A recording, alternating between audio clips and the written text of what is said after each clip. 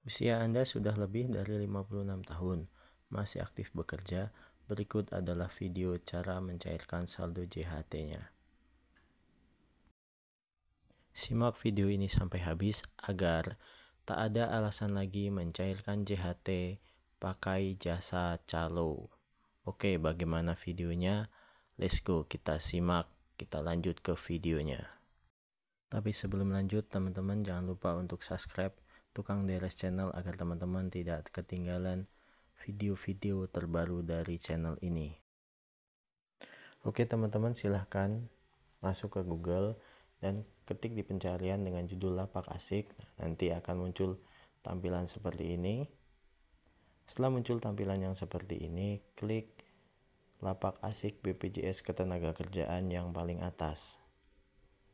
Setelah diklik, nanti akan muncul tampilan yang seperti ini.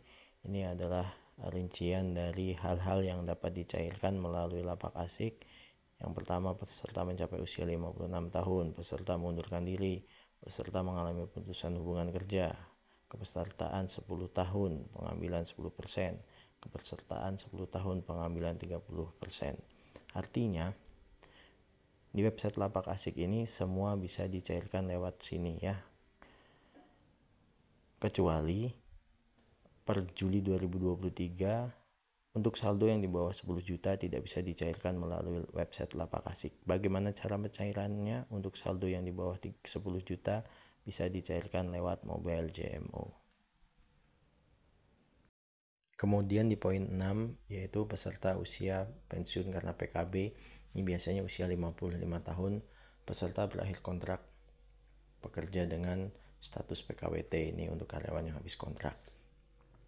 Setelah di scroll sampai ke bawah, klik saya setuju dan checklist juga yang saya bukan robot. Setelah semuanya di checklist, jangan lupa untuk klik yang hijau itu yang berikutnya. Nah, oke, setelah diklik yang berikutnya, nanti akan muncul langkah yang kedua atau step yang kedua, yaitu data pekerja. Langkah pertama yang harus kita masukkan adalah nomor induk kependudukan. Yang kedua, nomor peserta BPJS Ketenagakerjaan.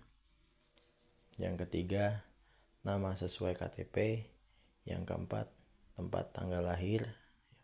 Tempat dan tanggal lahirnya sebenarnya terpisah, dan yang terakhir adalah nama ibu kandung.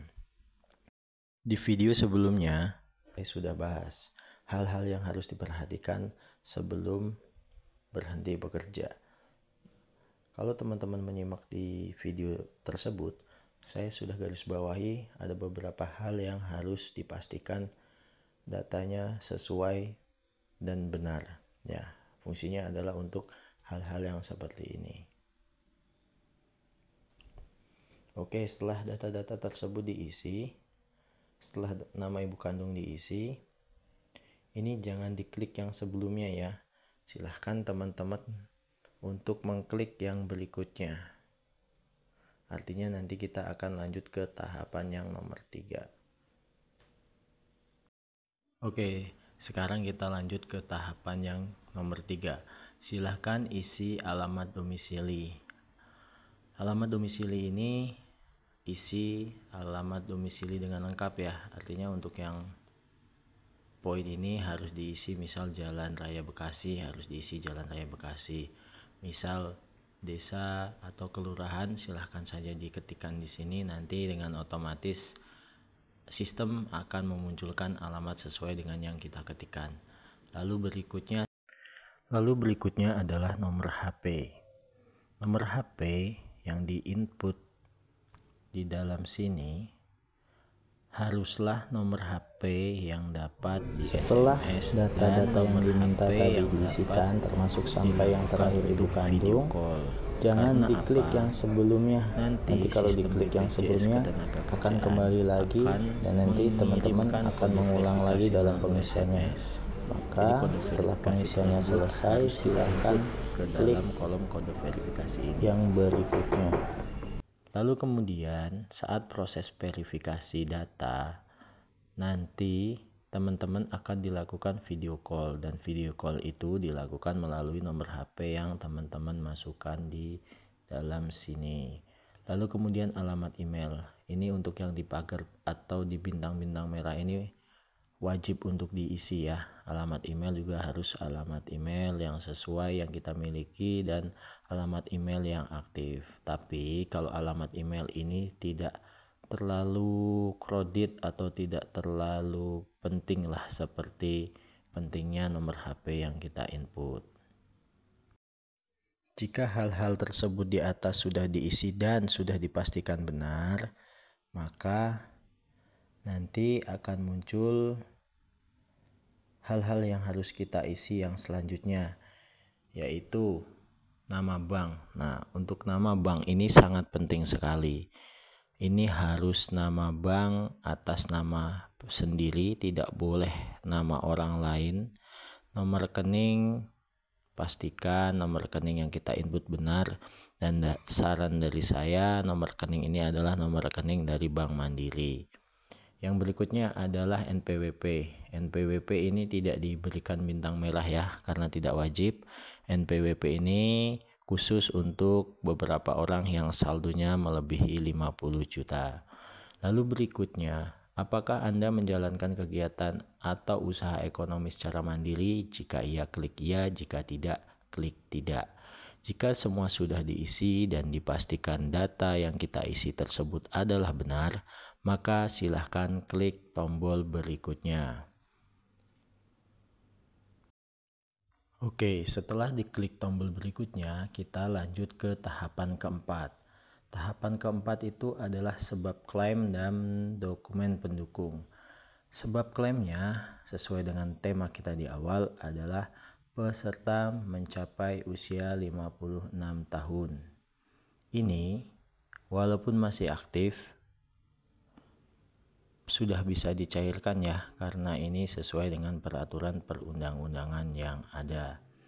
Oke, dokumen pendukung yang perlu kita upload dan perlu kita siapkan adalah foto pindai atau scan dokumen persyaratan. Maksimal ukuran file tiap dokumen adalah 6 megapiksel. Tipe file JPG, JPEG, PGN, BBM atau PDF. Pastikan dokumen yang diminta telah lengkap, sesuai, terbaca dan tidak terpotong. Pastikan dokumen yang di-upload tidak rusak atau tidak ada password. Jadi teman-teman, sebelum kita mengupload atau melakukan proses pencairan melalui lapak asik, dokumen-dokumen tersebut kita siapkan terlebih dahulu agar gampang dalam prosesnya. Oke, apabila persyaratan sudah kita siapkan dan peraturannya tadi kita sudah baca, tinggal kita scroll ke bawah. Nah, nanti ada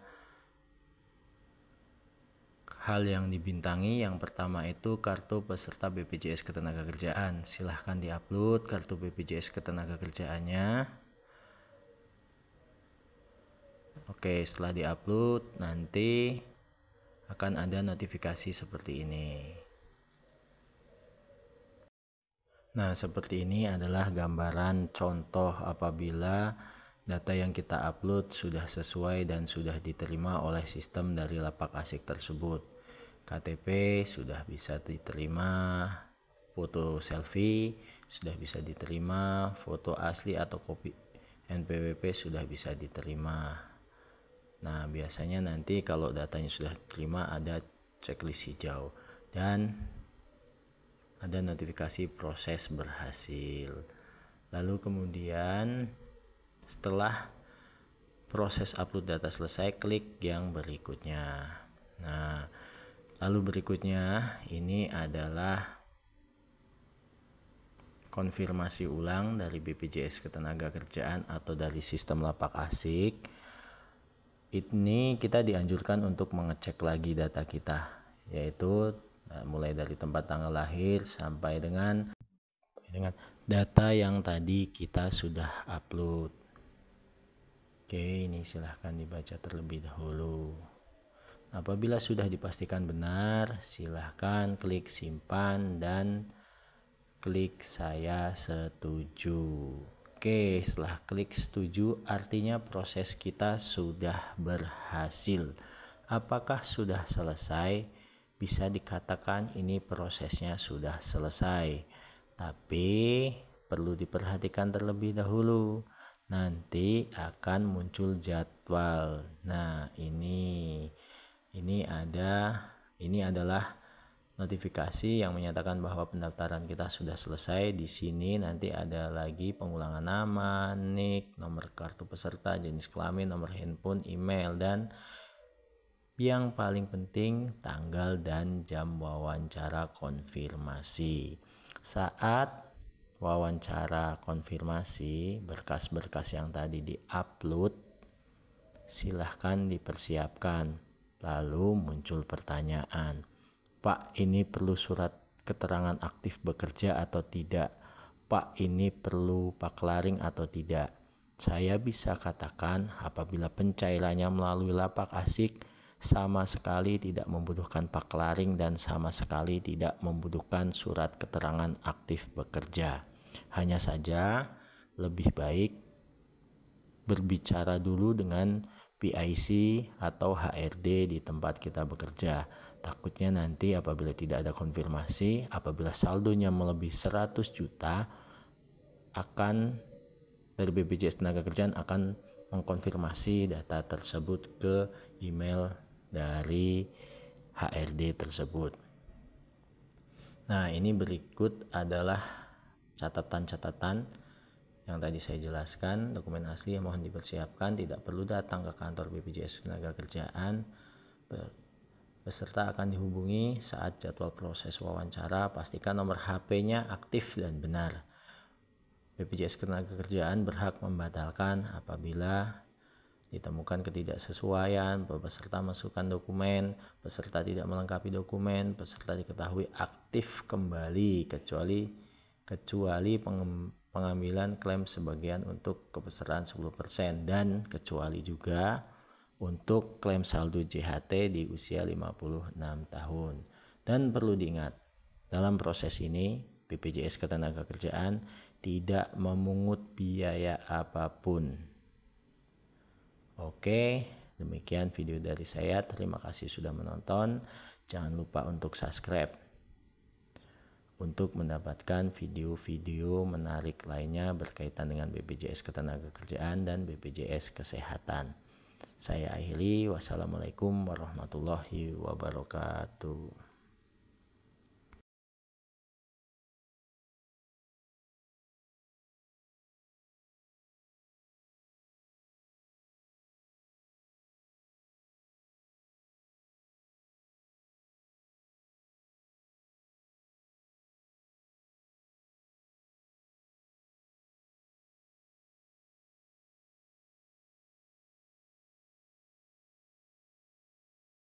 Lalu yang selanjutnya adalah seperti ini.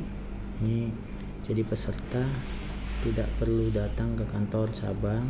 Peserta akan dihubungi oleh petugas kami untuk proses wawancara online. Pastikan informasi nomor HP atau email yang Bapak Ibu berikan semua benar dan wajib aktif.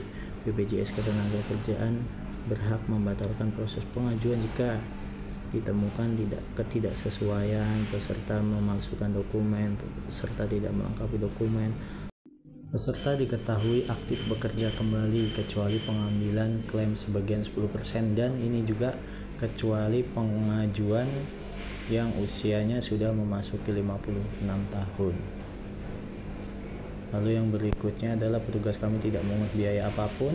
Setelah proses verifikasi wawancara silahkan cek di HTTP BPJS Ketenagakerjaan.